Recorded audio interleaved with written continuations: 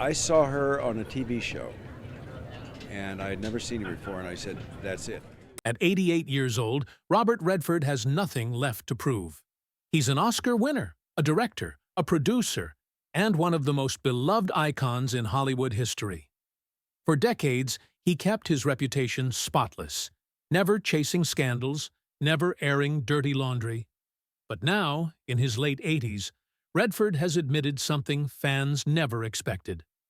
Behind the charm, behind the golden boy smile, there were actors he simply could not stand. 7 names that made the work unbearable. These aren't rumors. These are people Redford personally clashed with. And when you hear the final name on this list, you may never look at one of Hollywood's most classic partnerships the same way again. 1. Gene Hackman. The first name is Gene Hackman. The two shared the screen in Downhill Racer, but they never became friends. Hackman was known for his raw intensity, explosive in rehearsals, quick to challenge directors, and never afraid to bulldoze co-stars. Redford, who thrived on calm professionalism, found it exhausting. He once described Hackman as a sledgehammer in a violin shop. Their differences boiled over when Hackman refused to leave his trailer during a shoot, furious about a lighting setup. Redford walked straight in and told him, "This isn't your movie, Gene. It's a team effort. Show up or step aside." Hackman did show up, but they never spoke off-camera again. Behind the scenes, Redford reportedly vetoed Hackman's name from casting lists, writing in the margins, "Brilliant actor. Impossible human." Next is James Woods, someone Redford openly found unsettling. They never made a full movie together, but Woods auditioned for supporting roles in Redford projects multiple times. Every time, Redford said no. During one casting session, Woods derailed the audition by debating Vietnam policy in the middle of a read. Redford got up, closed the script, and walked out. "If I wanted a debate," Redford later said, "I'd go back to college." He found Woods combative, too eager to prove he was the smartest man in the room, and incapable of quiet collaboration. On his personal casting notes, Redford left 2 words by Woods's name: "Never, ever." Now for Dustin Hoffman. On screen, All the President's Men looked like magic.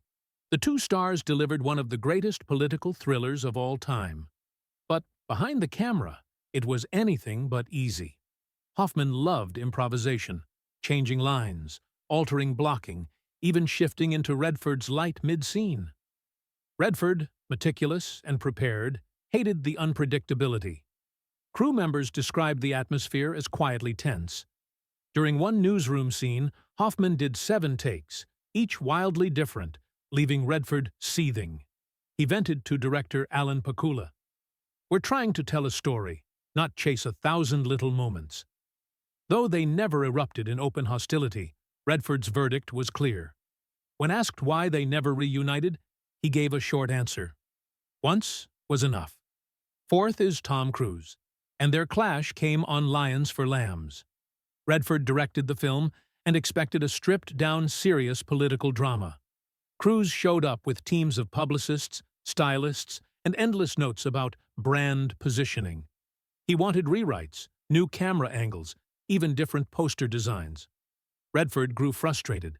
At one point during a scene, he reportedly leaned over and whispered, "Are we acting, or are we selling a campaign ad?"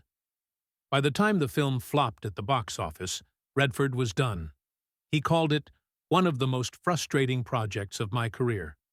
After that, he never worked, or even spoke, with Cruise again. Then came Faye Dunaway. They starred together in 3 Days of the Condor, a critical hit. But off-screen, Redford described her as a storm in heels. Dunaway was known for her demanding perfectionism. She asked to review dailies, requested rewrites, and demanded lighting changes mid-shoot. Redford, who valued trust and momentum, saw the process as constant negotiation. At one point, Dunaway questioned the emotional logic of a scene. Redford snapped, "It's espionage, Faye." Not Chekhov. Though the film was a success, the two avoided each other afterward. Redford even requested a body double for insert shots once Dunaway rapped. They never collaborated again. Next is Robert Duvall. In The Natural, Redford prepared meticulously for his role as Roy Hobbs. Duvall, on the other hand, thrived on improvisation and unpredictability. At first, Redford admired the raw energy, but soon the chaos became unbearable. Duvall would ad-lib sarcastic lines, throwing entire scenes off course. The breaking point came when Redford demanded a scripted emotional beat. Duvall refused. Redford shot back, "It's not your movie." Duvall answered, "It's not anyone's until it's real." They shouted for 15 minutes while the cameras sat idle. Afterward, Redford admitted, "He wanted to play jazz. I wanted to play composition. It wasn't music, it was noise."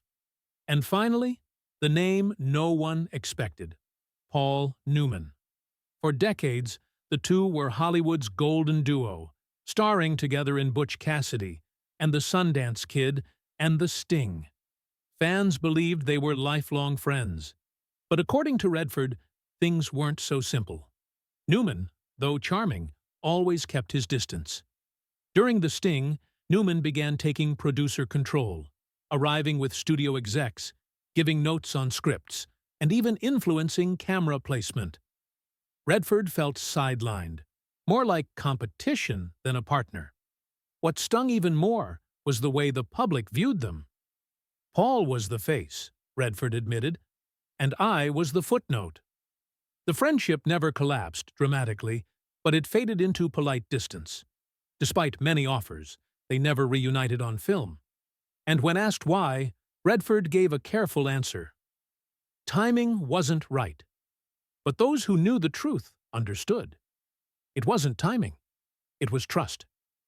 These 7 names, Hackman, Woods, Hoffman, Cruise, Dunaway, Duvall, and yes, even Paul Newman, paint a picture fans never expected.